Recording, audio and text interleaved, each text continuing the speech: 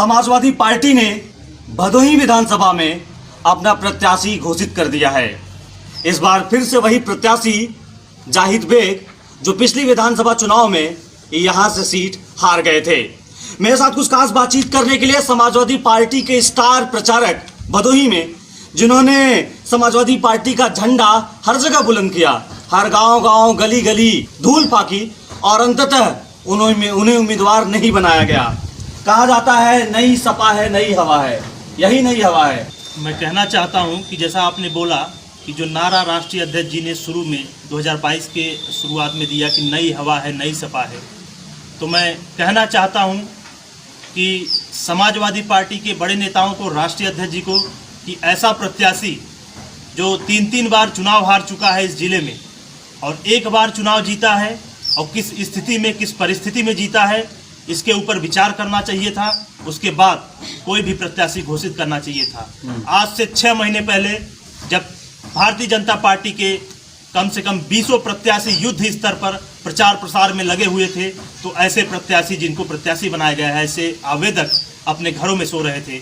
शशांक मिश्र ने बीड़ा उठाया, विधानसभा के तमाम गांव में जाकर समाजवादी परचम लहराया, विधानसभा के तमाम पोलों में, लगभग 5000 पोलों में समाजवादी झंडे से सजाया और भदोही विधानसभा में समाजवादी की एक लहर बनाई। और आज जब टिकट देने का समय आया, चुनाव लड़ने का समय आया, तो फिर ऐसे प्रत्याशी को टिकट दे दिया गया है जो सिर्फ और सिर्फ चुनाव हार रहा है बार बार, और इस बार भी उसको करारी हार मिलेगी। क्योंकि अगर राष्ट्रीय अध्यक्ष जी ये सोच रहे हैं कि पिछली बार 1000 वोटों से केवल चुनाव हारा था उस शख्स, तो मैं बताना चाहता हूँ कि पिछली बार कांग्रेस से गठबंधन था समाजवादी पार्टी का, और कांग्रेस कभी भी चुनाव लड़ती है 10,000 वोटों से कम नहीं पाती, और इस बार वो 10,000 वोट माइनस हो जाएंगे कहीं ना कहीं। 10,000 वोट माइनस होंगे, और प्लस भारतीय जनता पार्टी से बगावत करके चुनाव लड़ने वाले डॉक्टर R.K. पटेल थे, जिन्होंने 12,000 वोट भारतीय जनता पार्टी का ही काटा था। वो भी वोट अगर जोड़ दिया जाए तो कम से कम 25,000 वोटों से जाहिद बेग की हार हुई थी, और वही स्थिति इस बार भी बनती दिख रही है। अगर हम जाहिद बेग के बारे में बात करें तो 5 साल विधानसभा में कहीं नजर नहीं आए हारने के बाद। न तो इन्होंने जनता से संवाद किया, न ये जनता के बीच थे, न तो इन्होंने किसी जनहित मुद्दे को उठाया।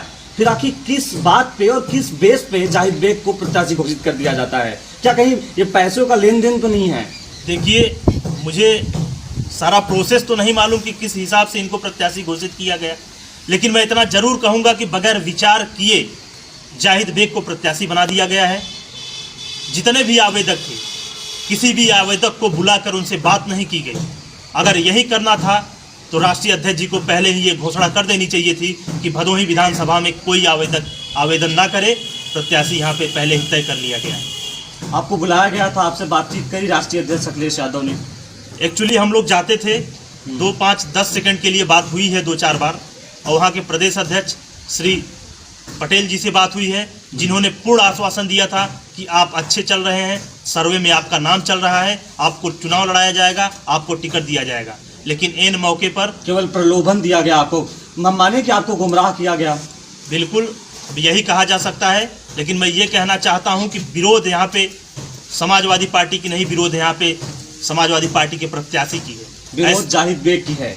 ऐसे प्रत्याशी को बदलना चाहिए जिससे कि समाजवादी पार्टी अपना सीट बचा सके। अगर हम जाहिद बेग के राजनीतिक करियर के बारे में बात करें तो क्या कुछ आपको दिखता है? क्या कुछ विकास उन्होंने किया? कुछ है ऐसा काम जो बड़ा काम किया हो? हमने तो सुना कुछ आपराधिक मामले भी हैं परिवार पे। जैसा कि आपने बोला कि इनका राजनैतिक हिस्ट्री अगर देखें तो पिछले 3 बार ये चुनाव हार चुके हैं। 2 बार औराई विधानसभा से करारी हार झेल चुके हैं, 20 से 25,000 मतों से हार चुके हैं। उसके बाद 2012 में ये जब भदोही विधानसभा में चुनाव लड़ने आए, बहन कुमारी मायावती का सरकार था जो उन्होंने 2007 से 2012 के बीच में चलाया था। ब्राह्मण और क्षत्रिय सब ने मिलके बसपा सरकार के विरुद्ध समाजवादी पार्टी को मतदान किया था, तब जाके 3 से 4,000 वोटों से चुनाव जीत पाए थे, और पिछली बार उनको करारी हार झेलनी पड़ी। और अब स्थिति ये है कि भारतीय जनता पार्टी बहुत मजबूत है और ऐसे प्रत्याशियों का हवा भी नहीं लगेगा, इनकी जमानत जब्त होने जा रही है। 2016 में जाहिद जमाल बेग के पुत्र और उनके भतीजे द्वारा एक हिंदू बालिका के ऊपर अत्याचार किया गया, गलत कार्य करने का प्रयास किया गया, जिसके लिए इनके ऊपर मुकदमे दर्ज हैं। मुकदमे की कापी पूरे विधानसभा के लोगों के पास है, वो जेल भी गए। तो मैं कहना चाहता हूं भदोही विधानसभा के जनमानस को कि ऐसे लोग जब विधायक बनते हैं तो इनके परिवार के लड़के किस किस प्रकार का कार्य करते हैं, किन कार्यों में लिप्त होते हैं। तो हमें भदोही विधानसभा के लोगों से मैं आह्वान करूंगा कि ऐसे लोगों को भदोही विधानसभा से दूर रखें, ताकि अगर आपकी बहू बेटियां अगर भदोही में जाती हैं तो सुरक्षित रहें। हिंदुओं का हनन हुआ कहीं न कहीं, जब जब जाहिद बेग यहाँ से विधायक रहे, हिंदू यहाँ पे डरे हुए रहते हैं। बिल्कुल, जैसा कि मैंने बोला कि विधायक जब ये बनते हैं तो इनके मोहल्ले के, इनके परिवार के लोग अन्याय और अत्याचार शुरू करते हैं। वहाँ पे वैश्य समुदाय की लड़कियों के साथ अन्याय किया जाता है, जो कि ये कर चुके हैं। इसके लिए इनके परिवार के लोग जेल भी जा चुके हैं। उस समय समाजवादी पार्टी की सरकार थी और ये विधायक थे, कोई भी कार्रवाई नहीं किया गया।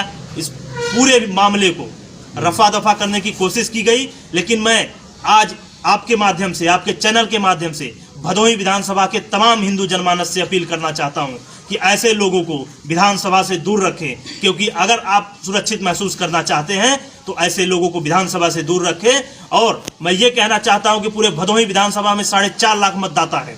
50,000 मतदाताओं को 4 लाख मतदाताओं के ऊपर नहीं थोपा जा सकता। अगर आप 50,000 मतदाता देखकर किसी को टिकट दे रहे हैं तो आपको विचार करना पड़ेगा कि वो 4 लाख मतदाता किधर जाएंगे।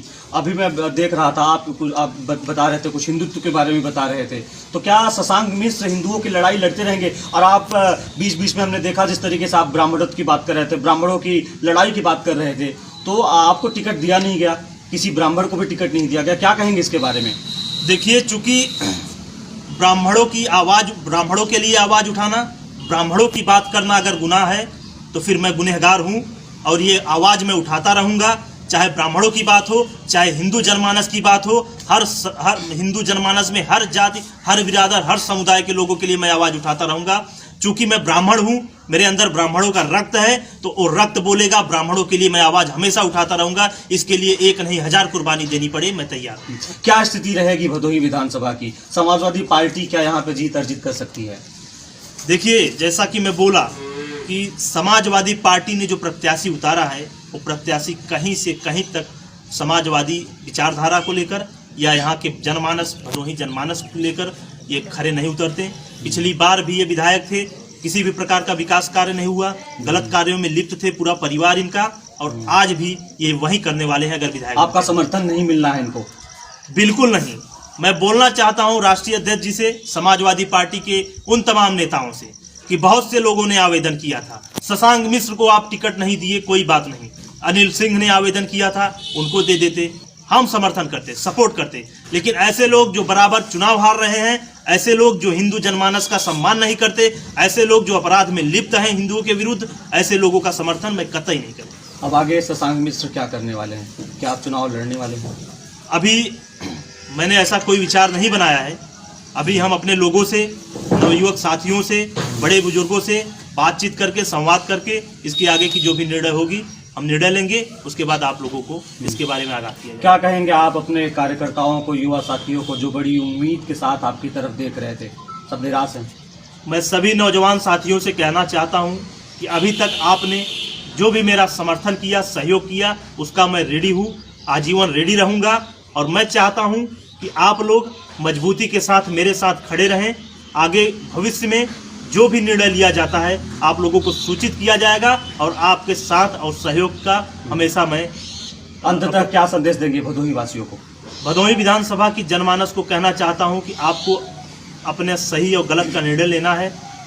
आप देख रहे हैं, पिछले साल भर से मैं समाजवादी पार्टी के साथ जुड़कर गली गली जाकर प्रचार प्रसार में लगा था, समाजवादी पार्टी का झंडा बुलंद कर रहा था। लेकिन इन वक्त पर टिकट काटकर समाजवादी पार्टी ने साबित किया है कि आप ब्राह्मणों का, हिंदू जनमानस का भदोही विधानसभा में सम्मान नहीं है। तो ऐसे लोगों से मैं कहना चाहता हूं कि साथ आएं, सहयोग करें। अगर भविष्य में कोई निर्णय लिया जाता है सूचित किया जाएगा।